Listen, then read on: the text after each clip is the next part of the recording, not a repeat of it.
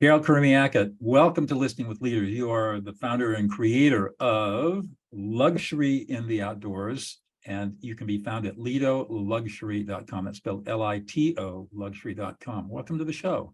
Thank you so much for having me. You're welcome. I know, Carol, that you do lots of things in your life, but today we're going to talk about this incredible idea you've developed over the years of luxury glamping stuff. Before we do that, just tell us a little bit about your backstory and kind of what led you into creating this business. Well, I'm also, documentary filmmaker, TV producer. So I love telling stories about real people. And it's a very intense job. You work really long hours. There's really no boundaries of personal life when you're in a project. So camping was always like a great way to escape. Even though some people think of camping as being like, oh my God, it's so much work. You got to pack all the stuff. You got to, plan the food. But for me, like the simplicity of that was an escape for me because, producing television is very technical. So you're not only figuring out the story, but you're dealing with edits. We deal with stuff down to the frame, 30 seconds per frame. I'm sorry, 30 frames per second. So we're in the minutia all the time. And so camping was the opposite of that. So you get in nature, you're able to, like, sometimes your cell phone doesn't work. You kind of just put it down and don't look. It was a really great way to balance a very intense career with nature. And I think it's really important in life is to find balance. I think we live in a very, we're really bombarded now with technology, with too much information. Besides your friends' text messages, you're getting emails and news headlines, and it's too much information for our brains. I don't think our brains are designed that way. And so I think we, in this new world that we live in, need to take control of that and get rid of it. You got to kind of like put up your boundaries and say, I don't need it anymore. I don't need any more random information that's not going to help my life or maybe possibly make it worse or more negative, So yeah, we've been camping with my husband and I have been camping with our kids and a lot of friends. Fortunately, we have a lot of friends who have the same interests. And we would take our little preschool kids, 2, 3, 4, 5 years old, and then we have not stopped camping with them since. And so we usually go with a big group of people, sometimes 1 or 2 families, sometimes 5 or 6. And we get out in the nature, and it's amazing for kids and it's amazing for adults because you're really able to, ground and connect with people. And I think that's the most important part of life. I know we both live in California, and we were talking before we started talking on recording, is that the outdoor adventures in California are spectacular. Mm-hmm. And most people don't realize that. I mean, they think of California, think of coastal California. Mm-hmm. They don't realize that there are these massive mountain ranges that have an abundance of beauty and isolation that give us all kinds of opportunity to do exactly what you're talking about, which is to get outside, decompress, just chill with nature, be awestruck by the views, and enjoy life in a really simple, elegant way. Yeah, I think that putting kids in nature along with adults is really important. In fact, there's science to prove it. They've done studies in Japan with people who forest bathe, which is basically just walking in the woods. Like It's not like you do anything special, but they found that the body's immune system improves. I think they're called natural killer cells increase, which means they're killing like the cancer cells, the viruses, they actually increase in activity. So really going out in nature is good for our bodies. We are supposed to be in nature. We're not supposed to be inside under, fake lighting all day long. It's actually the worst thing we can do for ourselves. So it was one of the reasons why I wanted to start Luxury in the Outdoors, because after camping for so many years with kids, it is effort. Let's not kid ourselves. But there's ways to create ease and make it less stressful, like the things like preparing meals and the things that you have to do when you're camping. And so the first product that really launched the company was, I found there were no tablecloths that worked, because like I was constantly bringing cloth tablecloths, and my friends were doing the same thing. We were all like, had old tablecloths in the house. We'd bring like 2 or 3, they would get filthy dirty. You'd put them in the bag to like wash at home. And it really just wasn't a great way to go about it. Like I like a clean table no matter what. So I bought some of the cheap ones that have been on the market for 50 years. Right, the red and white, like, the red and yeah, white checkered one, plastic, and right. Exactly. I'm like, well, first of all, they're not big enough to fix the table. They're like, for a 6-foot table, no table when you go camping is 6 feet. And they would tear, and you'd have to throw them away like after like 1 or 2 uses. I'm like, well, this is really not sustainable and really wasteful. So I decided, I'm like, I need to start a company like doing luxury products, because I felt like, you know, shopping, even in REI and like Patagonia, like those companies are really focused on the backpacker, and they're very male oriented, which is not a bad thing. It's just kind of where the companies focus, you know, they're not thinking about the family that's camping, and or usually the mom who's doing all the cooking. Like, what does she need to like make her life more easy? You know, she doesn't want to cook on a little tiny stove.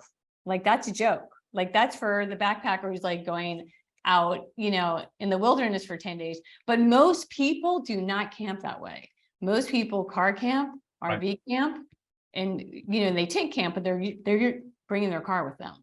Right. So that's where my company comes in, and I'm focused on that market, which I think is really has been ignored. And so our products are about, they are about being practical, stylish, but durable. And so anyway, going back to the tablecloth, I did a lot of research and found the material that worked the best. And I have them manufactured in Los Angeles, and they are 9-foot, you know, they can fit a 9-foot table, and you can get, we will, you know, special order if someone wants a longer one. But they're pretty much one size fits all. Most tables are 8 feet in campgrounds. So they also come with straps, because it's for some reason, every time you make dinner, it's going to get windy and everything's going to blow off. So the straps are adjustable with the width of the table, and they also can go anywhere on the table, because my husband and I went and measured. We took this massive like national park trip in 2020 when things were starting to open up. So we hit like 7 parks in like 3 weeks. Wow. And so we measured every table, and the tables are all different. Like the bases of the table and the thicknesses of the table and the lengths are different.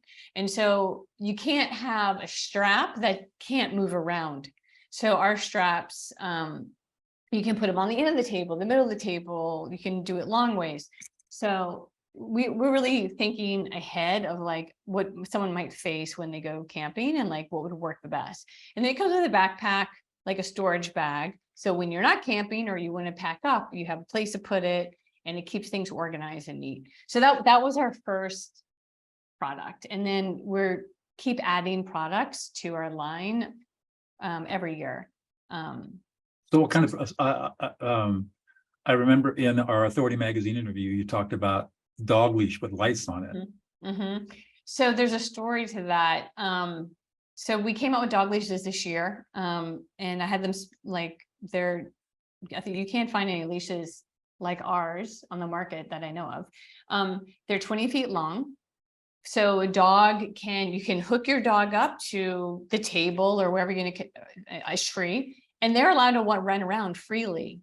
But at nighttime, like usually people are at their campsite at night and they're cooking, they're hanging out, they're chatting, but you want to be able to see your dog, and you don't want to trip over the leash. Because remember, it's much darker at a campsite than like in your backyard. You might have a few string lights up, but in general, it's pretty dark, and you want it to be dark so you can see the stars.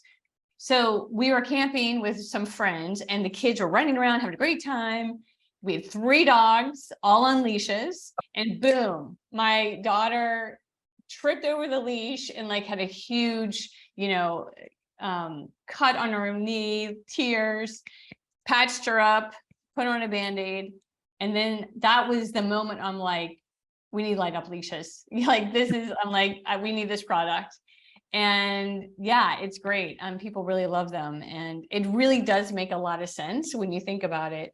You do want to see where your dog is. And most importantly, you don't want to trip over the leash. It's very easy to trip over a long leash, but you want your dog on a long leash so they can walk around and like be by the family or go on their bed, So you have a leash with LED lights in it that light up, battery operated? Yeah, so our leash is charged. So you charge the leash and then it's good about 8 hours. Oh, okay. Yeah. And maybe even longer. So, a lot of times people are only using the light up leash at night, like, I don't know, 2, 3, 4 hours. Right. It probably lasts a little bit more than 8, but I say 8 to be safe. Right. But yeah. And you can charge it with a battery as well, because it has a USB got it. connector. Yeah. So what other kinds of products? This is fascinating. What other kinds of products? So we have also matching collars. We have stainless wine tumblers, which are also have leak-proof tops. So that was always an issue I would find with other brands, because I love stainless, tumblers, but if they would, like, you're driving and they, you take a turn and the coffee spills, that's no fun. So when I decided to have our own brand, the top was really important to me. So the top also has a straw hole, so it can fit like a stainless steel straw, which we do sell those as well. And then you can seal it so it doesn't leak. So that's, and then, it's good for hot or cold drinks. And then we have mason jar lights that are solar powered. So those are really cute, like on the table. And then we also have solar powered lights that you can hang that are lanterns, like you can just take a rope and like hang them in your campsite. And it's kind of nice to have a personality for your campsite, because first of all, if you're walking around with your dog, you know where your campsite is, you can find it. It looks different. And then your kids can find it too, because it's nice to give them a little bit of freedom to like run around and have fun. Right. And I think to me, like, camping is a very special experience. And I say, why not make it more special? Like, I think we need to savor these moments because they're kind of rare. Like, even if you camp a lot, you're not going to probably go more than a few times a year for a weekend. It's not a lot of time out of your life. Like, so why not make those 2-3 days like extra special? That's how I look at it. So we have outdoor rugs. Those have been really amazing. You can use them on the beach. You can use them outside your RV door, your tent, and they fold up. They're super lightweight. They're made out of recycled plastic. So yeah, someone had suggested, like, you should get some rugs. And I was like, yeah, maybe. But then I looked into it, and then like we started to test them. And I was like, actually, they're kind of awesome. Yeah, I should have thought of this a long time ago. Wow. So yeah, highly recommended. So how many products would you say that are on your site now? So we have about 10 different categories. And then we are expanding our line as we speak. Have new stuff coming in soon. We're getting like some more pet products and games and stainless plates and forks, and I'm designing a new backpack, like picnic backpack. So basically everything that comes into our line, I only bring it in because I realize there's a need for it. And I don't feel it exists at the level that I think it should. So because I've done so much camping, like I really know what people need and what I need. Like I like to be organized, but I also don't want to have too much stuff. Like I realize you want to have what you need, but you want it to be have some quality. Definitely, why not have it stylish and also practical, right? So it kind of makes that picnic nicer than having all these random pieces and parts that don't go together. Do you are all the products that you carry basically custom designed by you? Or do you? Not all of them, You but care- we kind of like, some of them are, and then some we test and only pull from manufacturers that we approve, and then we brand Right. them. Yeah, Or you branding it? yeah, we brand them, yeah. Nothing on our website is not branded. Right. It's like we're selling like a lifestyle and then philosophy. So you've been doing this since 2020, and obviously, as it's expanding, you must be doing well or doing okay. So, yeah, so we basically did our product research in 2020. Mhm. And we started doing like some photographs, and then and remember, I'm producing television during this time, Right. full time. So, and then I started looking into like, website platforms and blah, blah, blah. We built the site in like 2021, but we really launched like with hardcore marketing with RV Life in March. So I feel like our launch date was really March of 2022. That's when we got on the map. Before then, it was sort of like testing and like, building stuff from scratch and figuring out our products, stuff like that. Oh, excellent. Yeah, So, we're pretty new. yeah, but it sounds like it's a pretty interesting endeavor and an interesting addition to cash flow in addition to film production. Yeah, that's the what- goal. What is it that gets you really excited in the morning? It gets you out of bed? Well, I love the idea of creating products that will help people go into nature. I mean, I think it's like one of the most important things that people can do right now. There's a lot of chaos in the world between the news and the pace that people have to operate at is I think it's abnormal. And I think we need to get back into nature and slow down. And I think that's good for us emotionally, spiritually, mentally.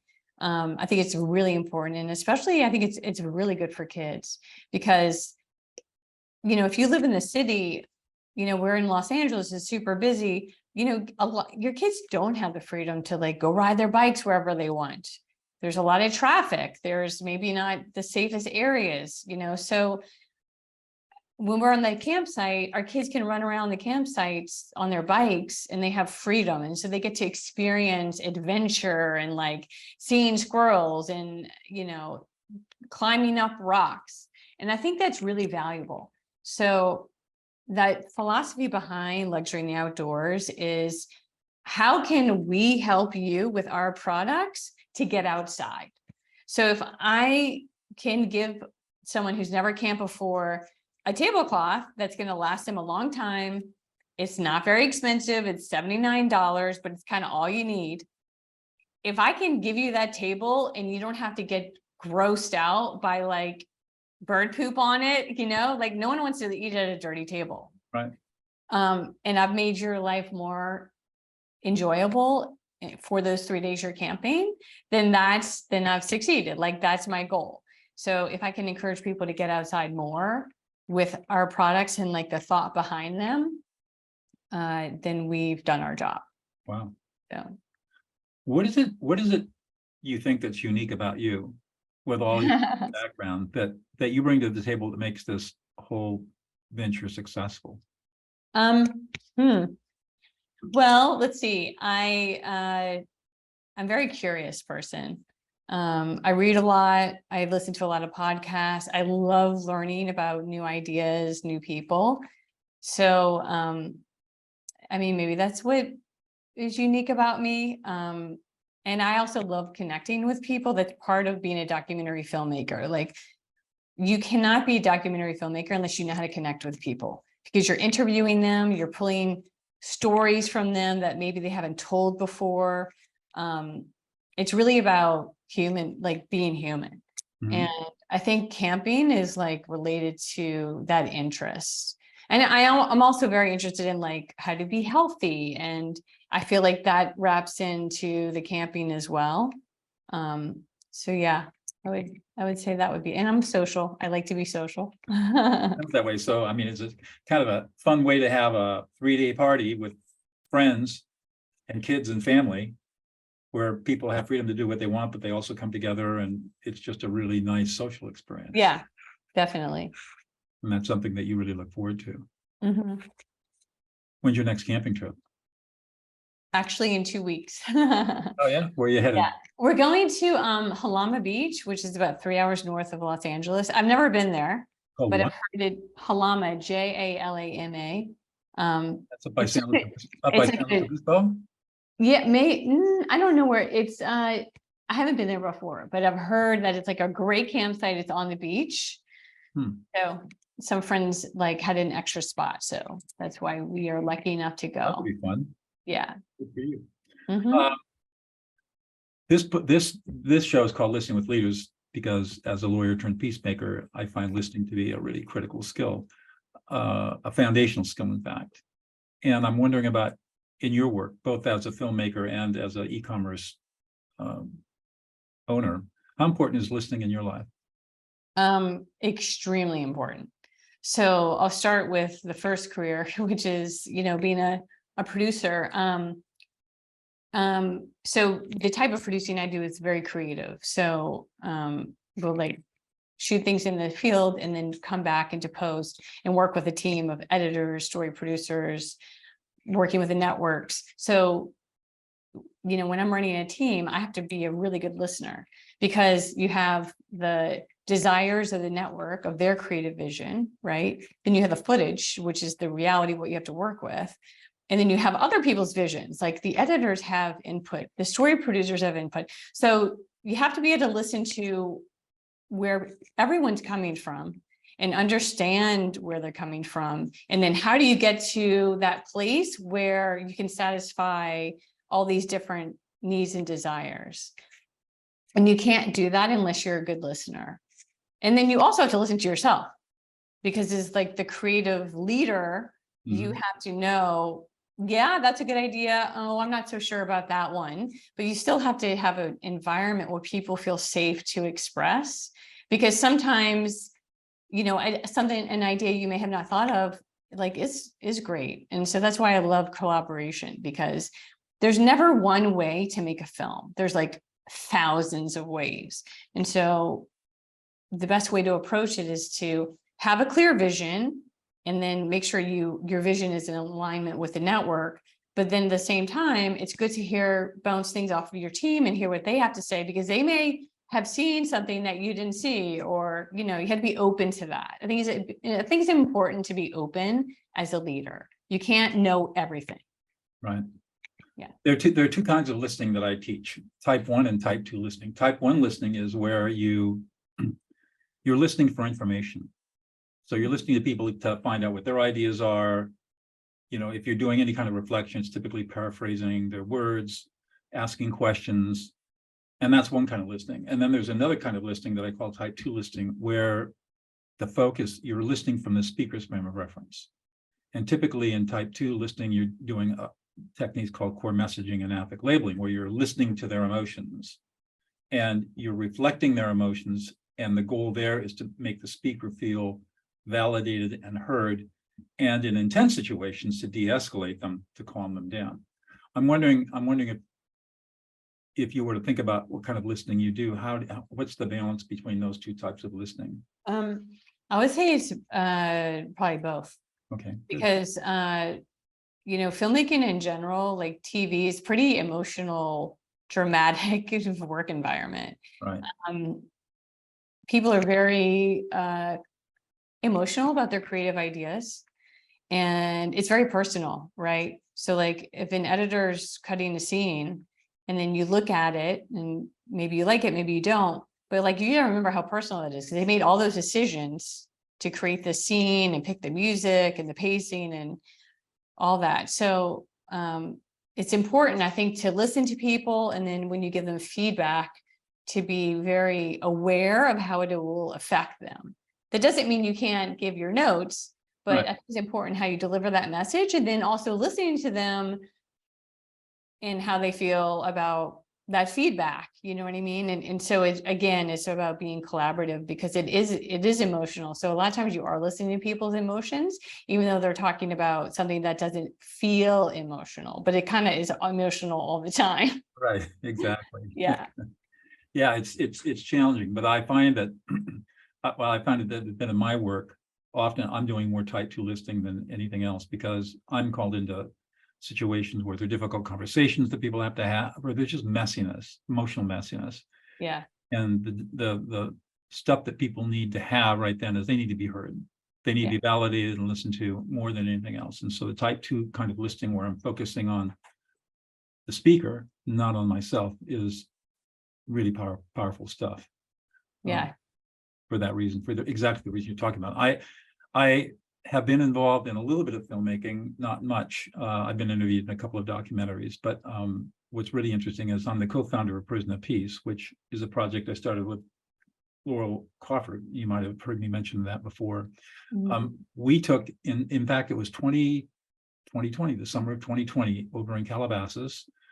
We spent 6 weeks in the heat filming our entire curriculum. We hired a crew, 3-camera crew, producer, director, sound, the whole thing. And took our entire curriculum and put it on film. And we brought in people that had been released from prison who we had trained while they were in prison. And they were our trainers and did our stuff. It turned out amazing. But talk about detail work. I understand. We had an on-site editor right there that was editing as we were shooting. You'd see, well, what do we get and what do we need, and that kind of thing. Which is the kind of your stock and trade. It was an interesting experience. I bet. It sounds like a great project. The guys that did it were just really amazing. We had a guy who came out of reality TV. He came back he was living in Massachusetts. He flew out for the summer to help us put it all together. And we had, like I said, a whole crew doing this thing. It's just a really funny story. The pandemic hit in March. We had all this funding, and now we can't spend it because we couldn't get into the prisons to do the work, right? Yeah. So we call our funders and say, what do we do? And they say, we don't care, just spend it, and spend it before the state. So we don't have to That's that's a very rare problem. I know. And Laurel and I had always had the desire to put all our curriculum so we can distribute it around the world. And so we said, okay, let's do it. And we went from like March of 2020, we were shooting in June and July of 2020. That's how fast we put it together. Yeah, that's great. Yeah, so it was pretty cool. I don't know, one more question, and I'll let you go. So what's one thing about yourself, Carol, that we wouldn't know about unless you revealed it to us? I mean, so many things. Just one thing that's kind of fun. Well, let's see. Or two things maybe. I mean, I am a certified yoga teacher. I did that for fun, and I do like to cook. Let's see. I don't know. I don't know. I have a lot of interests. It's hard to like nail down one thing. But yeah, I happen to be a jazz violinist. Oh wow, cool. That's something most people wouldn't know unless I told them. There are a lot of other things too, but that's what I have a lot of fun with. Yeah. Well, great. Thank you so much for your time today. It's been a really great chatting with you. Thank you. I appreciate being here. You're welcome.